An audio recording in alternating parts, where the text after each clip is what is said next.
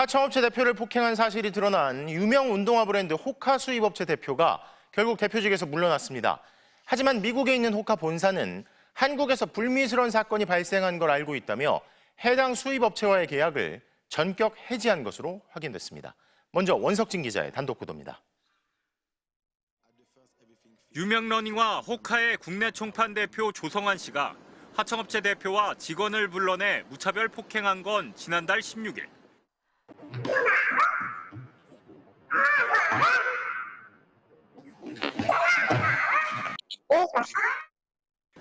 이들이 거래처를 빼앗으려 하고 자신을 욕하고 다닌다는 게 폭행의 이유였습니다.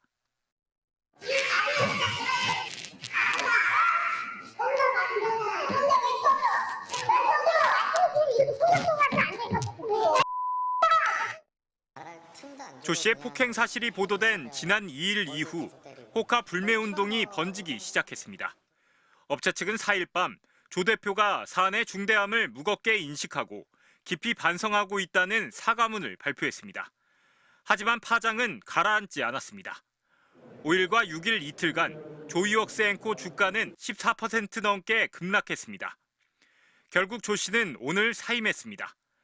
조 대표는 모든 책임을 지고 대표이사직에서 사퇴하고 경영 일선에서 물러나겠다고 밝혔습니다. 또 물리력 행사가 정당화될 수 없다는 걸 잘 알고 있음에도 순간의 감정을 추스르지 못하고 돌이킬 수 없는 잘못을 저질렀다고 했습니다. 화를 다스리지 못한 대가는 컸습니다. 호카 본사인 미국 기업 데커스는 조 씨가 대표로 있던 수입업체와의 계약을 오늘 전격 해지했습니다. 데커스는 MBC에 보내온 입장문을 통해 호카 유통업체와 관련된 불미스러운 사건이 대한민국에서 발생한 걸 안다며 유통업체의 본사와 같은 높은 기준을 적용하는 무관용 원칙의 일환으로 해당 유통업체와의 관계를 종료했다고 설명했습니다. 조 씨는 사임 의사를 밝힌 시점이 본사의 계약 해지 통보를 받은 뒤인지를 묻는 MBC 질의에는 답을 하지 않았습니다. MBC 뉴스 원석진입니다. 하청업체 관계자들을 폭행한 조 씨는 취재진과의 통화에서 자신도 맞았다며 수차례 억울함을 표시했습니다. 피해자에 대한 맞고소도 취하하지 않았는데 그러면서도 합의금조로 2억 원을 제시한 사실이 확인됐는데요. 피해자들은 사실상 맷값 제한이라며 분통을 터뜨리고 있습니다. 이어서 문다영 기자의 단독 보도입니다. 폭행당하다 겨우 도망친 하청업체 대표와 직원이 구급차로 이송되는 동안에도 조성환 씨의 협박은 계속됐습니다. 다시 그 자리로 와라. 진짜 죽는다. 오늘부터 너희 인생을 망쳐줄게 등의 문자 메시지가 이어졌습니다. 조 씨의 사과는 폭행 19일 만인 지난 4일 처음 나왔습니다. 첩보도 이틀 뒤였습니다. 오만함과 경솔함으로 상처를 드렸다. 사과를 전할 기회를 달라고 했습니다. 하지만 피해자들은 추가 폭행 두려움에 조 씨 연락에 대꾸하지 않았습니다.